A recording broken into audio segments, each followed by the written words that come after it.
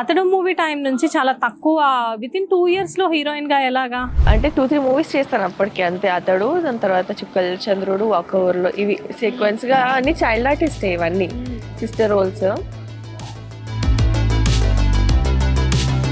చాలా అందంగా ఉంటారు, ఆటోమేటిక్ గా మీకు హీరోయిన్ క్యారెక్టర్స్ వచ్చేవేమో. కానీ సడన్ గా మూవీస్ చేయకుండా మీరు సడన్ గా సీరియల్స్ వైపు ఎందుకు వచ్చారు? మూవీస్ అంటే వచ్చాయి heroine, but I was not interested and జనాల్లో అభిషేక అని నింపేసింది ఆ సీరియల్. ఎలా అంటే ఎంత స్టార్ట్ అయ్యి కొన్ని సంవత్సరాలు ఈవెన్ అంటే మరి ఇప్పటికి వస్తుందో ఆపేశారో తెలియదు కానీ 12 to 13 years and mostly 3500 episodes అది టోటల్గా. అంటే నేను చేసి 2000 ఎపిసోడ్స్ వరకు నేను చేశాను. నాకు ట్రబుల్ అయిపోయింది, నాకు లెగ్స్ పెయిన్ వచ్చేసి అమ్మో మమ్మ నేను చెయ్యలేను, నా వల్ల కాదు అనేసి ఏడ్చేసాను నేను. అంటే చాలా నీస్ పెయిన్స్, లెగ్స్ పెయిన్స్ వచ్చేసేవి. ఇంత టఫ్ ఉంటుందని నేను అనుకోలేదు మమ్మ, నేను చెయ్యను అంటే. మరి కానీ చిన్న ఏజ్ లోనే తొందరగా మ్యారేజ్ చేసుకోవడానికి రీజన్ ఏంటి? లవ్ మ్యారేజా? మా మదర్ చాలా డిప్రెషన్లో వెళ్ళారు. దాని తర్వాత నాకు వచ్చే ఈ మ్యాచెస్ చాలా వచ్చాయన్నమాట అంతకుముందు. సో నేనే రిజెక్ట్ చేశాను. రిజెక్ట్ చేసి నాకు ఇప్పుడే వద్దు, నాకు ఎందుకు ఇప్పుడు. కానీ బాబు పుట్టాక మీరు కొంచెం బ్రేక్ ఇచ్చారు కదా. బాబుకి నేను 9 months కన్సీవ్ ఉండి కూడా నేను 9th monthలో వచ్చి కూడా వర్క్ చేశాను నేను. నాకు ఆ ప్రకారమే స్క్రిప్ట్ రాసుకున్నారు మన అభిషేకం వాళ్ళు కానివ్వండి. ఆటోబార్కి చేస్తున్నాను అప్పుడు జమ్నీలో. నాకు ప్రెగ్నెన్సీ సీన్స్ పెట్టారు, మళ్ళీ డెలివరీ కాగా డెలివరీ సీన్స్ పెట్టారు. హాస్పిటల్లో కాదు, డెలివరీ అయిన తర్వాత బేబీతో షూట్ అన్నట్టు.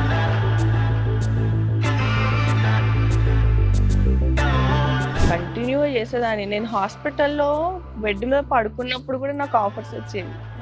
ఐ వాజ్ లిటరలీ, నా కళ్ళలో నుంచి ఇలా వాటర్ పోయేవన్నమాట. అబ్బా నేను ఇలా పడుకున్నానే, నేను ఏంటి ఇలాగా.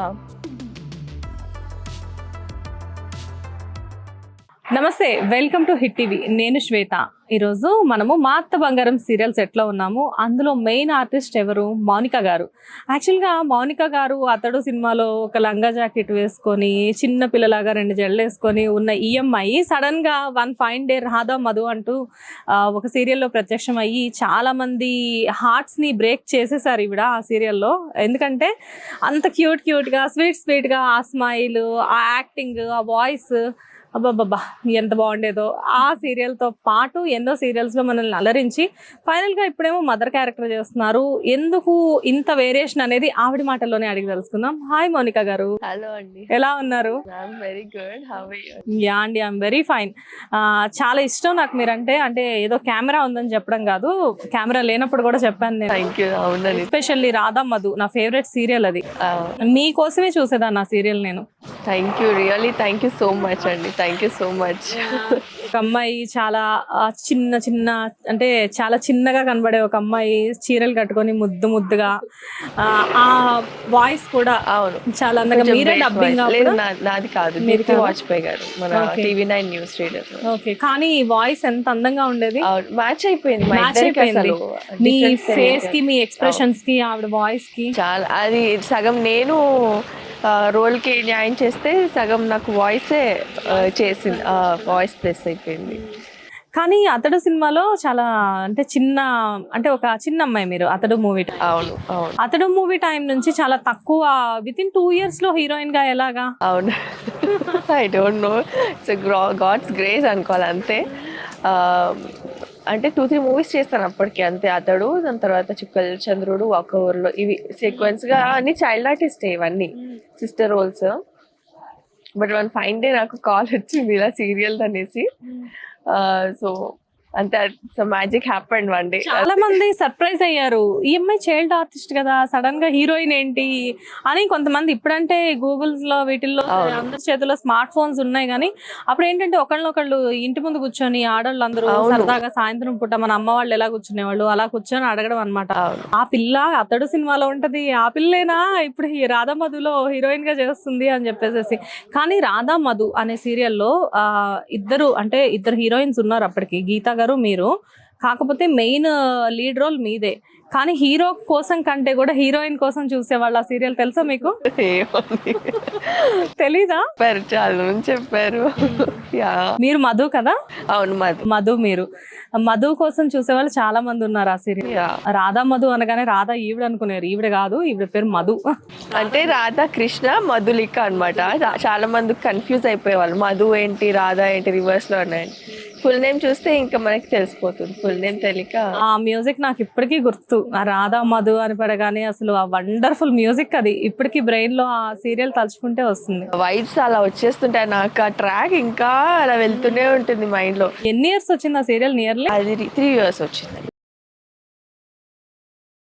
చాలా మంచి సీరియల్. ఫస్ట్ రాధా మధు కానివ్వండి, లేకపోతే రక్త సంబంధం కానివ్వండి, అభిషేకం అయితే మొన్నటిదాకా వచ్చింది. అవును అవును.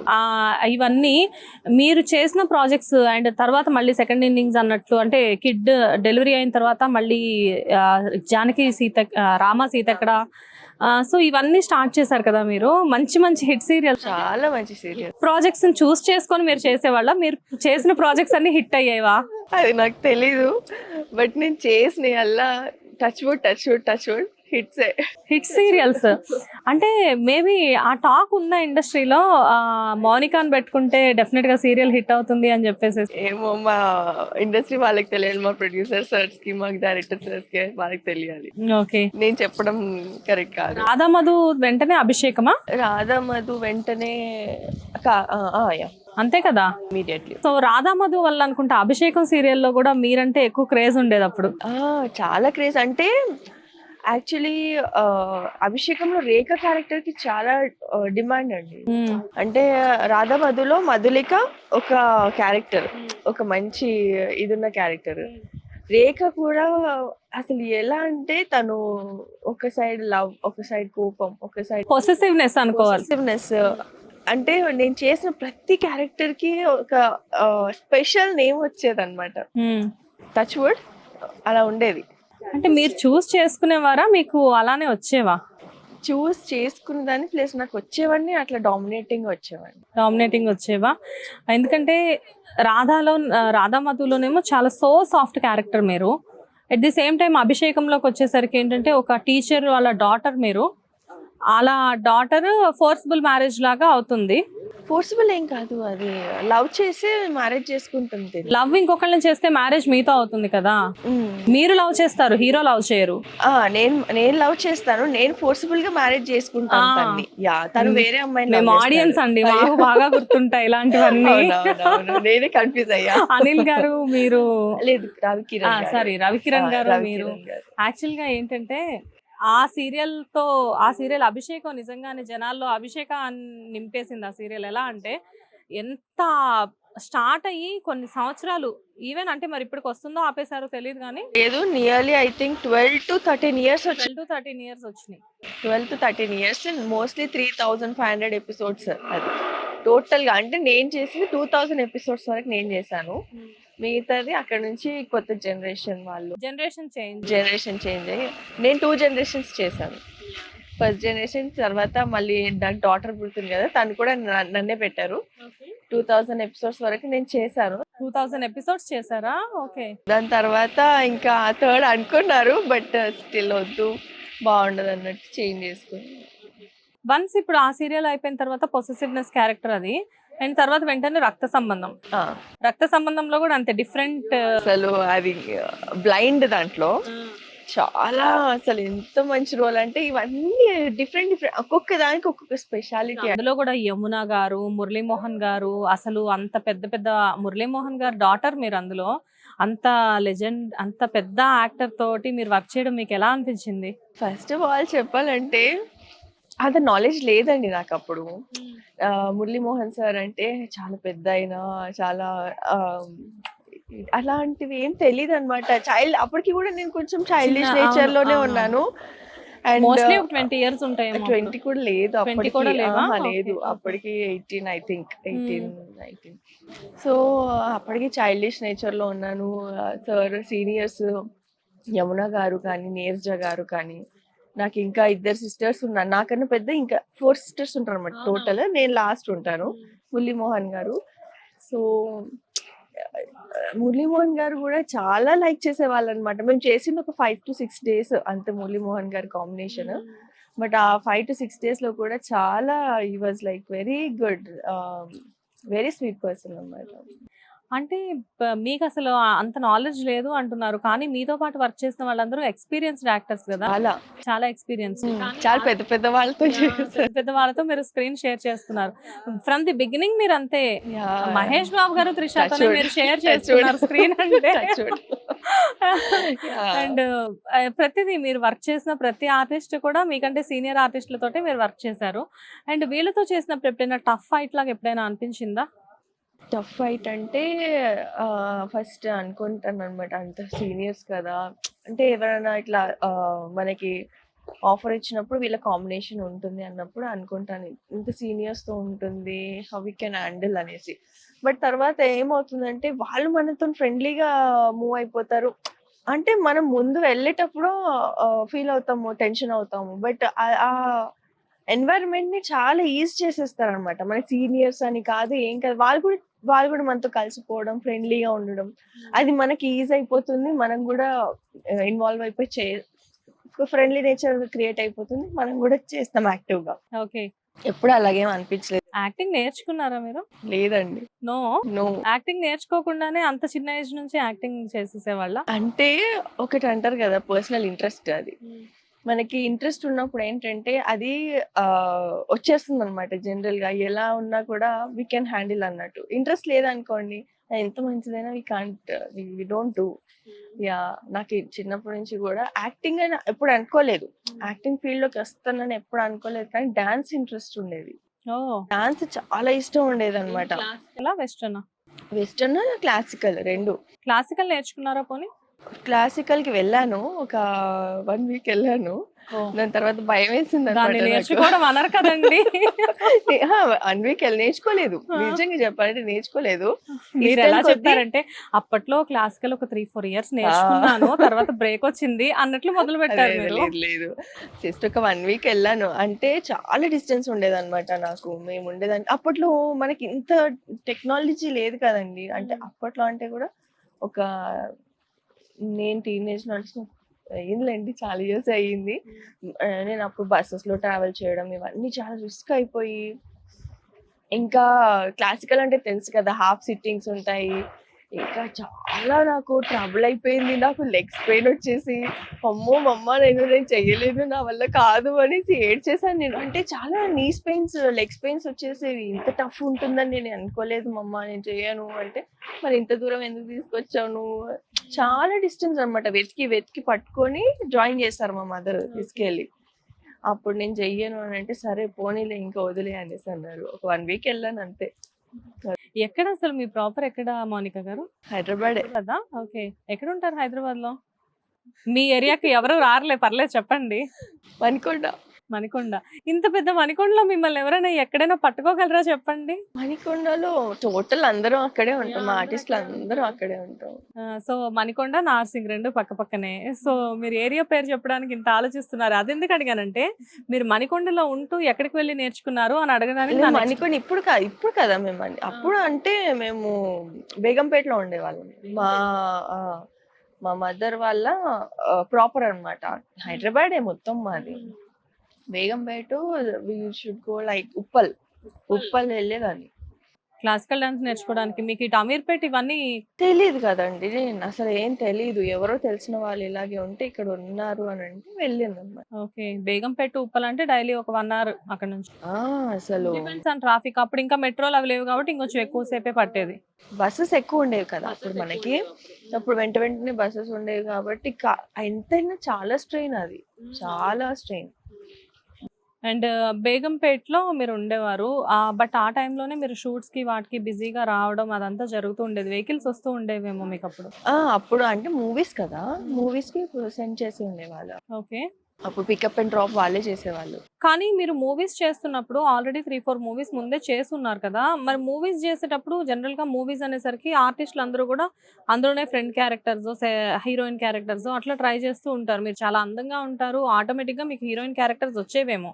కానీ సడెన్‌గా మూవీస్ చేయకుండా మీరు సడెన్‌గా సీరియల్స్ వైపు ఎందుకొచ్చారు? మూవీస్ అంటే వచ్చాయి heroine, but I was not interested అండి. ఎందుకు మూవీస్ ఎందుకు? ఎందుకో పర్సనల్ ఇంట్రెస్ట్ లేకుండే. అంటే ఏమన్నా భయపడ్డారా మూవీస్ అనేసరికి? అంటే తెలీదు, బట్ నాకు ఇష్టం లేకుండే ఫస్ట్ ఆఫ్ ఆల్. హ్మ్. నాకు ఏంటంటే 3 మూవీస్ చేయంగానే నాకు రాధామధు వచ్చింది. ఆ! ఈ ఒక్క ఊరిలో చుక్కల్లో చంద్రుడు చూసి తీసుకున్నారు. హ్మ్. వెంటనే ఇది వచ్చింది. రాధామధు తర్వాత నాకు హీరోయిన్‌కి వచ్చాయన్నమాట. హ్మ్. బట్ నాకు పర్సనల్‌గా అంత ఇంట్రెస్ట్ లేకుండే మూవీస్. ఇంకా నాకు I was feeling very comfortable in TV serials. ఇంకెందుకు నాకు మూవీస్ అనుకోని, కంఫర్ట్ ఉన్న దగ్గర మనం వర్క్ చేసుకుంటే అయిపోతది. కంఫర్ట్ లేదు ఎందుకు. So you are very comfortable with TV yeah! Serials. That. Okay. అయితే వన్స్ టీవీ సీరియల్స్ కెరియర్ మంచి పీక్‌లో ఉంది మీది. హ్మ్. కానీ చిన్న ఏజ్‌లోనే తొందరగా మ్యారేజ్ చేసుకోవడానికి రీజన్ ఏంటి? లవ్ మ్యారేజా? లేదండి. లవ్ మ్యారేజ్ ఏం కాదు. తొందరగానేం లేదు. మన ఇక్కడ సైడ్ ఎలా అంటే తొందరగా చేసేస్తారు. అంటే మీ నాకంత తర్వాత నాలెడ్జ్ ఇంకెవరైనా లేదు.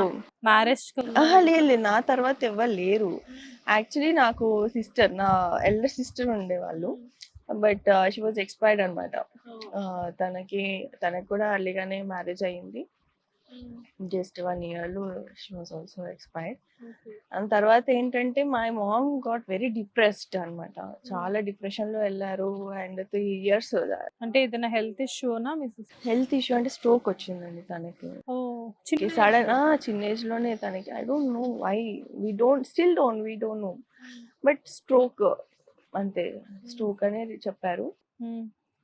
అయిపోయింది. బట్ ఇంకా మా మదర్ చాలా డిప్రెషన్‌లో ఎళ్లారు. దాని తర్వాత నాకొచ్చాయి మ్యాచెస్ చాలా వచ్చాయన్నమాట. అంతకుముందు. సో, నేనే రిజెక్ట్ చేశాను. రిజెక్ట్ చేసి నాకిప్పుడే వద్దు, నాకెందుకు ఇప్పుడు అంటే నాకీ ఈ కెరీర్ ఫార్మ్ చేయాలి, కెరీర్ చూడాలి, కెరీర్ చేసుకోవాలి, ఇట్లాంటి థాట్స్ కూడా ఏం లేవు నాకప్పుడు. అంటే అంటే చిన్న అంత ఏజ్ నాలెడ్జ్ కదా! లేదు. అదే చిన్న ఏజ్ కదా! అంత తెలీదప్పుడు మీకేమి. అంత నాలెడ్జ్ లేదు. ఈ సర్టెన్ ఏజ్‌లో వచ్చిన తర్వాత మ్యారేజ్ చేసుకోవాలి, అప్పుడు చేసుకోవాలి, ఇప్పుడు చేసుకోవాలి, ఇట్లాంటిదేం లేదు. బట్ ఇంకా మా మదర్ ఫీల్ అయిపోయారు చాలా. లేదు, నువ్వు అన్నీ క్యాన్సెల్ చేస్తున్నావు. ఇది తప్పు. ఆహ్, మన్ మనకు కావాలనుకున్నప్పుడు రావు. దాటిన తర్వాత మనం ఆలోచిస్తే అది వేస్ట్ అనేసి ఎంతో ఎక్స్‌ప్లెయిన్ చేసి ఇంకా ఫీల్ అవుతుంటే, సరే they will come out of some situations కదా! ఇది కొంచెం డైవర్ట్ చేస్తదేమో అనేసి ఓకే అని యాక్సెప్ట్ చేశాను. సో, అలా అయిపోయిందనమాట. హ్మ్. సో, అలా మీ మ్యారేజ్ కదా సుఖాంతంగా జరిగింది. ఓకే. మ్యారేజ్ అయింది. వెంటనే బాబు. వెంటనే ఏం కాదు. ఒక 3 ఇయర్స్. 3 ఇయర్స్‌కి. ఓకే. 3 ఇయర్స్. కానీ బాబు పుట్టాక మీరు కొంచెం బ్రేక్ ఇచ్చారు కదా! ఆ! బ్ర బా బాబుకసలు బ్రేక్ లేదండి నాకు. బాబుకి నేను 9 మంత్స్ కన్సీవ్ ఉండి కూడా నేను 9థ్ మంత్‌లో వచ్చి కూడా వర్క్ చేశాను నేను. నైన్త్ మంత్‌లో ఆ! కూడా నేను చేసారా? నాకు ఆ ప్రకారమే స్క్రిప్ట్ రాసుకున్నారు. మన అభిషేకం వాళ్ళు కానివ్వండి, ఆటో భారతి చేస్తున్నానప్పుడు జెమినీలో. ఆ! నాకు ప్రెగ్నెన్సీ సీన్స్ పెట్టారు. మళ్ళీ డెలివరీ సీన్స్ పెట్టారు. ఓహ్! మిమ్మల్ని హాస్పిటల్‌లో కూడా వదిలిపెట్టలేదా? హాస్పిటల్‌లో కాదు.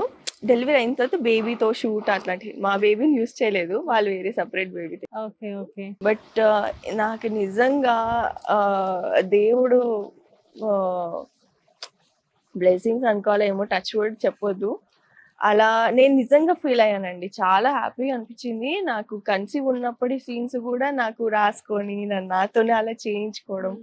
మళ్ళీ అంటే అందరికీ అలాంటి అది నిజంగానే ఒక హానర్. ఒక అదృష్టం అనుకోవాలి. జనరల్‌గా అరుదుగా జరుగుతాయి ఇలాంటివన్నీ. మీరెప్పుడైనా అంటే మెమోరీస్‌గా ఎప్పుడైనా ఇప్పుడంటే మనకి యూట్యూబ్ ఛానెల్స్‌లో అన్నీ అవైలబుల్ ఉన్నాయి కాబట్టి ఎప్పుడైనా మిమ్మల్ని మీరు అలా కూడా చూసుకోవచ్చు సరదాగా. అవునవును. అవును. కానీ బాబు పుట్టిన తర్వాత కాకుండా తర్వాత సెకండ్ బేబీకా మీరు బాగా బ్రేక్ ఇచ్చారు? యాహ్! అండి. సెకండ్ బేబీకే బ్రేక్ ఇచ్చాను. కొంచెం నాకు ప్రాబ్లమ్ అయిందనమాట. కన్సీవ్‌లో కానివ్వండి, మళ్ళీ డెలివరీ తర్వాత గూడా నాకు కొంచెం ఐ ఫేస్ సమ్ ఇష్యూస్. దానివల్ల టేకెన్ బ్రేక్ అనమాట. లేకపోతే ఇంకా నేను కంటిన్యూ‌గా చేసేదాన్ని. నేను హాస్పిటల్‌లో బెడ్ మీద పడుకున్నప్పుడు గూడా నాకు ఆఫర్స్ వచ్చేవి. ఓహ్! ఐ వాస్ లిటరల్లీ నా కళ్ళలో నుంచి ఇలా వాటర్ పోయేవన్నమాట. అబ్బా! నేను ఇలా పడుకున్నానే, నేనేంటి ఇలాగా వర్క్ చేయలేకపోతున్నాను. నేను బెడ్ మీద ఉన్నాను. ఇలా నాకు ఆఫర్స్ వస్తున్నాయి అని నాకు అంటే నాకు ఇది ఇంపార్టెంట్. నా పర్సనల్ లైఫ్ కూడా చాలా ఇంపార్టెంట్. ఫస్ట్ నాకు పర్సనల్ లైఫ్ అయితే, ఇది నాకు సెకండ్.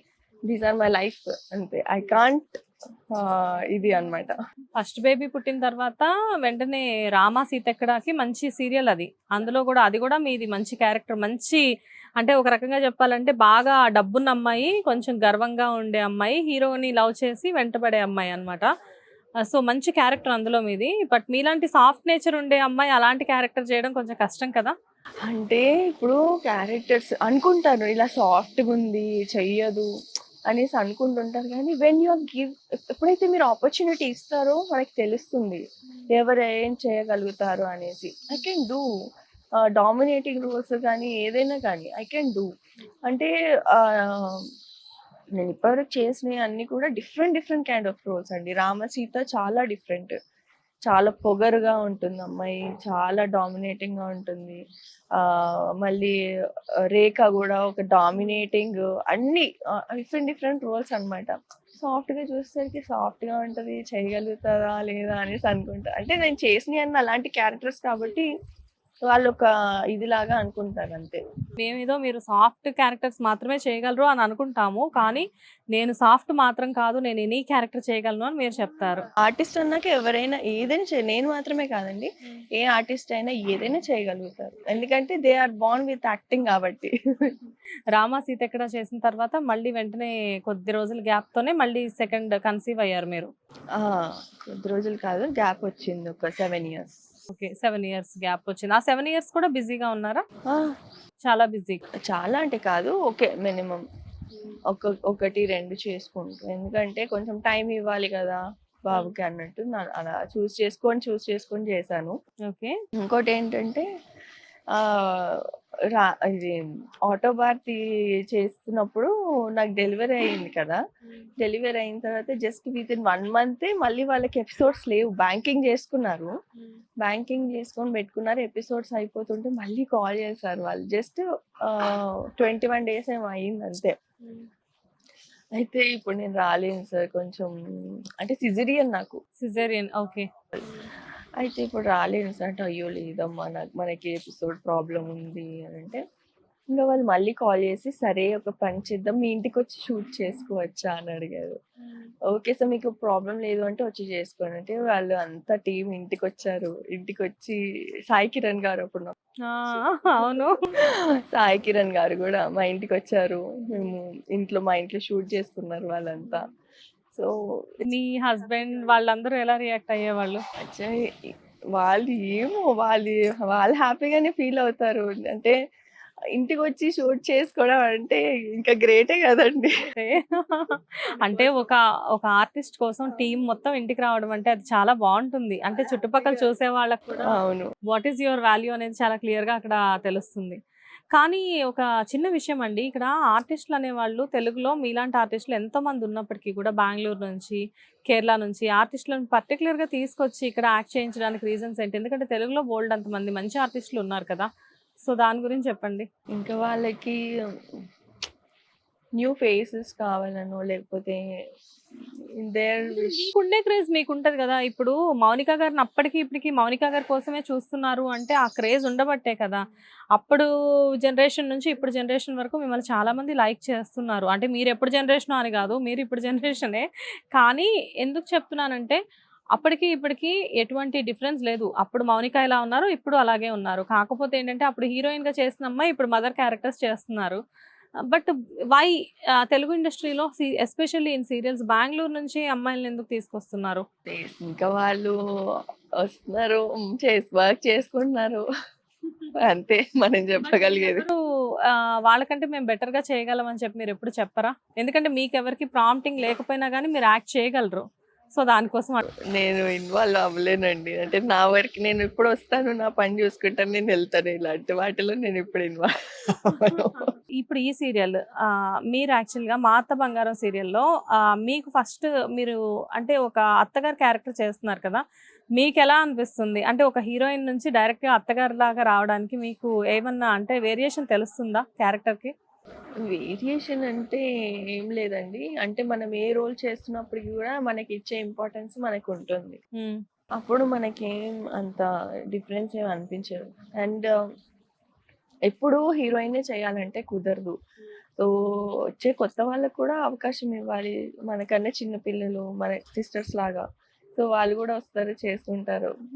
మనం చేస్తున్న రోల్‌లో మనం సాటిస్ఫాక్షన్ అవుతే అంతే చాలు. ఇంకా అప్పుడే చిన్న పిల్లలాగా చేయాలంటే ఎప్పుడు అలాగే ఉండం గదా! ఒకసారి అత్తగారి క్యారెక్టర్ పడింది అంటే ముందు ముందు వచ్చే రోల్స్ అన్ని కూడా ఇవే వస్తాయి కదా! అవన్నీ చేయడానికి మీరు రెడీ ఉన్నారా? అంతే, ఇంకా ఒకసారి ఫిక్స్ అయ్యే దిగుతాము ఏదైనా సరే. లేదు, ఒకసారి చేసి మళ్ళీ వెనక్కెళ్ళాలంటే కుదరదు గదా! ఎవరు ఇవ్వరు మళ్ళీ. యెస్. యెస్. అంటే మనం అదే చేయాలి అని ఫిక్స్ అయినప్పుడు వెయిట్ చేయాలి తప్పదు. హుహు. ఇంకా లేదు, మనం ఇవి చేసుకుందాము అనేసి అనుకున్నప్పుడు మనం దిగుతాము.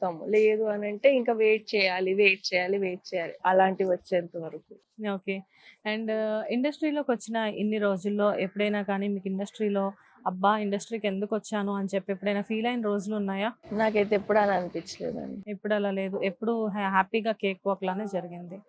నాకు నా నా చుట్టూ నాతో నేను వర్క్ చేసిన వాళ్ళు కానీ, నాకు టెక్నీషియన్స్, డైరెక్టర్స్, నేను చేసిన ప్రొడ్యూసర్స్ మాక్సిమం నేను వర్క్ చేసింది లేడీ ప్రొడ్యూసర్సేనండి. Okay. Maximum lady producers. So, నేను అది తలుచుకుంటుంటే నాకు చాలా ఎంత హ్యాపీ అనిపిస్తుంటదంటే, అంటే హ్మ్.